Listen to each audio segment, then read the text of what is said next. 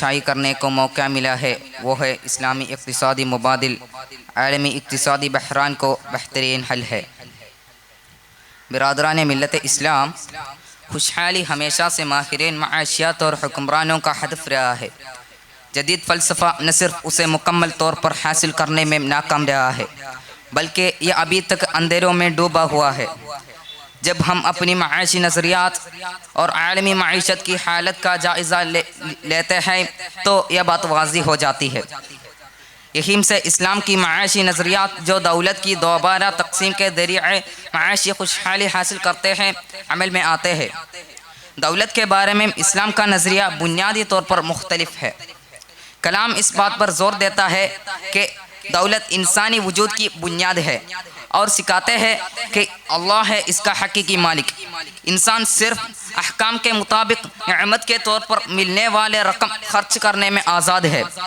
इसके साथ साथ इस्लाम हमें इस नेमत को बगैर किसी हद के जायज़ तरीक़े से तलाश करने की तरग़ीब देता है।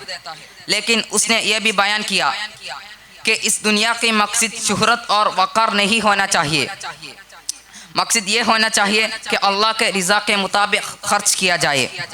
मेरे इस्लामी भाइयों, और इस्लामी फ़लसफ़े दौलत को एक मकसद के तौर पर देखते हैं। यह सिखाता है कि इंसान दौलत हासिल करने के लिए जीता है और इस तरह ज़्यादा खुशहाल और आरामदा ज़िंदगी से लुत्फ़ अंदोज़ होता है। इस्लाम ने मालियाती तबादले को ईमान का हिस्सा बनाकर इस नज़रिए को मुकाबला करता है। भाइयों, आज माशी अदम मुसावात तेज़ी से बढ़ रही है। दुनिया की 10% अमीर तरीन अफराद के पास दुनिया की 80% दौलत है। 16 अमीर तरीन अफराद की दौलत दुनिया की नीचे के 600 मिलियन लोगों की दौलत के बराबर है। माशी तौर पर पसमानदा 63% लोग दुनिया की सिर्फ 2% दौलत की मालिक है। जब दुनिया की ज़्यादातर मईशतों का जायज़ा लिए जाए तो दौलत चंद में मुर्तकिस होती है और माशी अदम मुसावात में इजाफा होती है। गरीबों की गहराई और वसअत बढ़ रही है। इसका असली वजह सऊदी निज़ाम का फैलाव है जिसे इस्लाम मना करता है, जो दौलत को गरीब से अमीरों की तरफ जाने देता है। भाइयों, अगर इसके बजाय ज़कात का निज़ाम बरकरार रखा जाए तो गरीबों की तादाद कम हो जाएगी और दौलत सब तक बराबर पहुंच जाएगी।